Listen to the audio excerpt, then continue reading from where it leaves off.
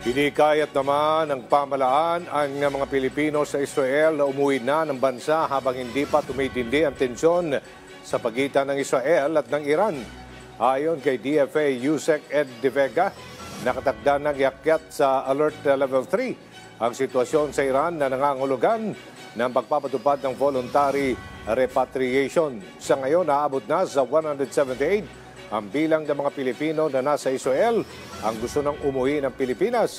26 sa mga ito ay tatawid papuntang Jordan at inaasang makakarating ng Pilipinas ngayong weekend. Aabot naman sa 67 ang bilang ng mga Pilipino ang nawalan ng tirahan matapos tamaan ng missile ang kanilang mga bahay. Sa ngayon, ayon kay De Vega, nakukonti pa lang ng mga Pilipino na nagnanais umuwi ng bansa na kasalukuyang nananatili sa mga shelter. Sinabi naman ni DFA ASEC Robert Ferrer na magtataas lamang ng Alert Level 4 sa Israel at Iran sa oras na tumindi sa pinakamalalang sitwasyon ang kaguluhan doon. Gano'n pa man, mabuti pang malaman ng mga Pilipino doon na mayroong repatriation program at kung pwede, umuwi na. May reintegration program ang DMW sa Philippines.